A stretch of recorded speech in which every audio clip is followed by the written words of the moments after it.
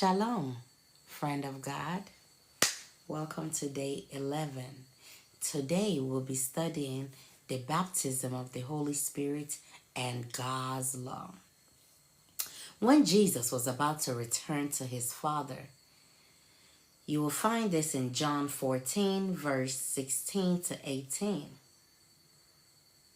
He promised his disciples, I read, "And I will pray the Father, and he shall give you another comforter, that he may abide with you forever, even the Spirit of truth, whom the world cannot receive, because it seeth him not, neither knoweth him. But ye know him, for he dwelleth with you, and shall be in you. I will not leave you comfortless. I will come to you." So Jesus promised to send the Holy Spirit in a manner that was previously not available. First, this experience in the Spirit was not available to everyone, only to the disciples. Second, this experience in the Spirit will enable the Spirit to dwell in the disciples. Because up to this point, the Spirit was dwelling with them. The Spirit will come and go. The Spirit will appear in the temple and it will go. But this time, after Jesus died, it can dwell in us. So in short, Jesus will be able to dwell in or live in his disciples with the Spirit. When the Spirit came in that manner. So this promise was fulfilled on the day of Pentecost. On that day, the disciples were all baptized and filled with the Holy Spirit. And from that day forward, the baptism of the Holy Spirit was available to every believer. Also, from that day forward, it was possible for Jesus to live in his followers in a manner not possible before.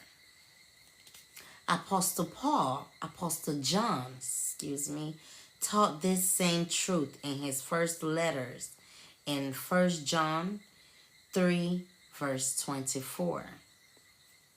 I read, "And hereby we know that he abideth in us, by the Spirit which he had given us." I know you ask, what does God's law have to do with this? First, God's 10 Commandments defines sin. In 1 John 3, verse 4, I read, "Whosoever committeth sin transgresseth also the law. For sin is the transgression of the law."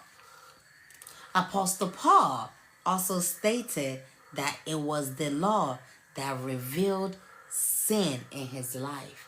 It was the law that showed him, wow, I'm actually a sinner. So it was the law. And you find this in Romans 7, verse 7.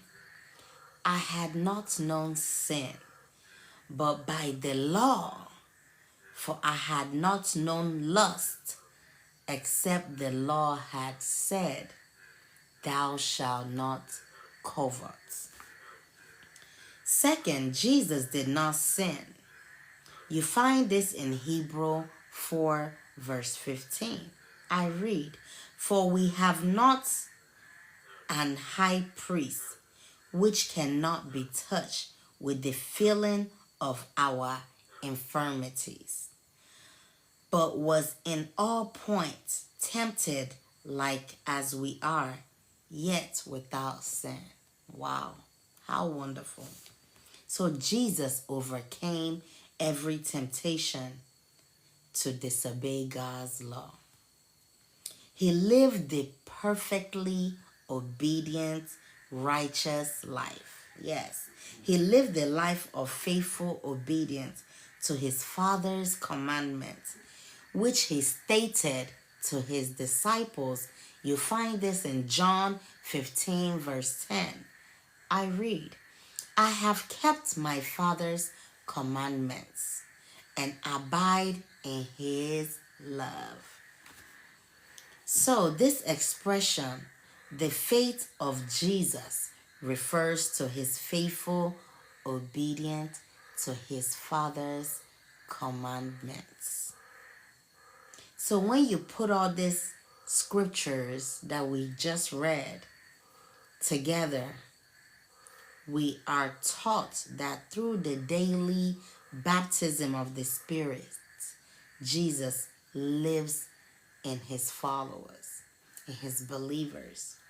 So therefore, because Jesus lives in them, lives in us, they have the faith of Jesus in us. So we have the faith of Jesus in us. To the believers, to the followers of Jesus Christ, you have the faith of Jesus in you.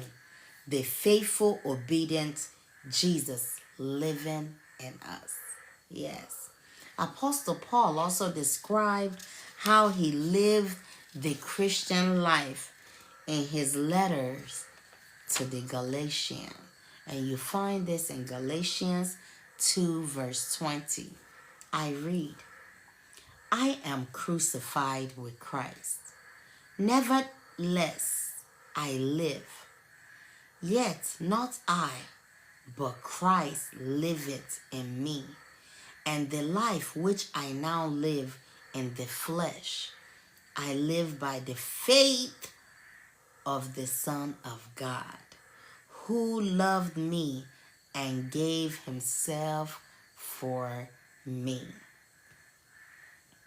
So the way Apostle Paul lived the obedient life of God's law was by the faith of the Son of God, which is the same as by the faith of Jesus Christ. So Apostle Paul lived the obedient life by trusting Jesus to live out his faithful obedience in and through him. And you find this in Romans 3, verse 22.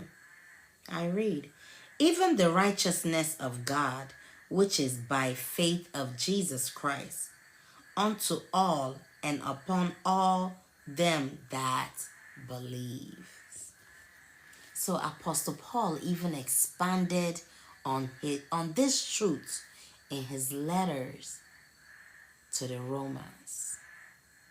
And you will find this in Romans 6, verse 3, 4, 6, 11 to 14. So he presented the amazing truth of gospel of deliverance from sin when he wrote, I read 3. Or do you not know that as many of us were baptized into Jesus Christ, were baptized into his death? Therefore, we were buried with him through baptism into death, that just as Christ was raised from the dead by the glory of the Father, even so we also shall walk in newness of life. 6. Knowing this, that our old man was crucified with him, that the body of sin might be done away with, that we should no longer be slaves to sin. 11. Likewise, you also reckon yourself to be dead indeed to sin, but alive to God in Jesus Christ our Father. Therefore, do not let sin reign in your mortal body, that you should obey it in its lust.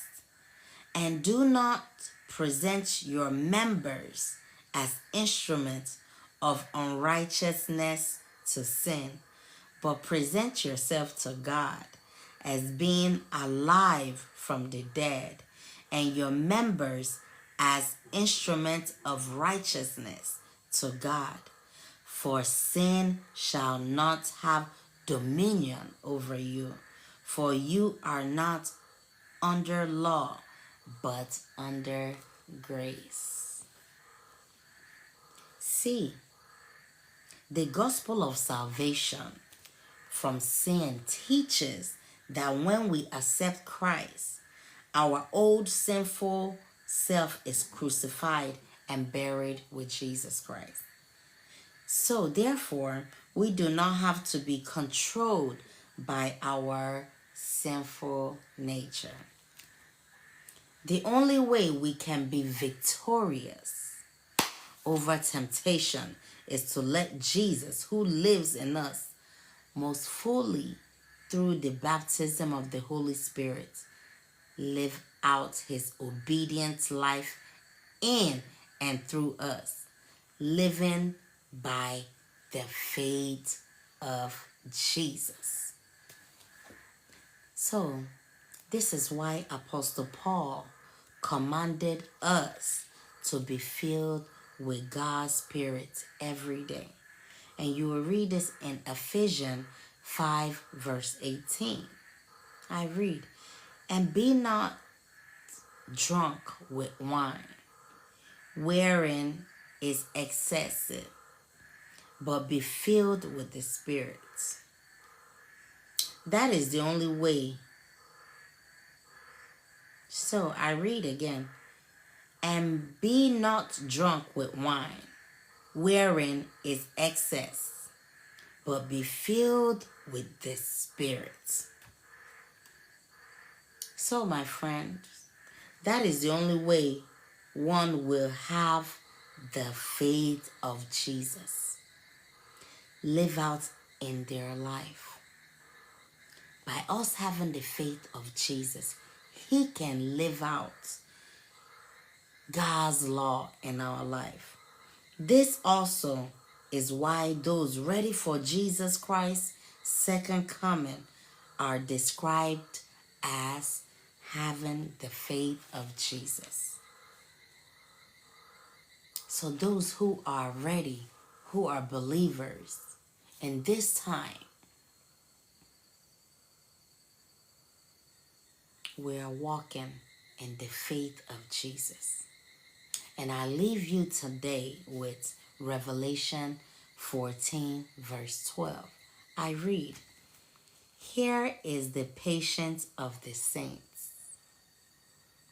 Here are they that keep the commandments of God and the faith of Jesus Christ. That's it for today. Thank you. I will leave 3 questions in the comments for you to reflect on. And I will see you tomorrow. Thank you. Good night.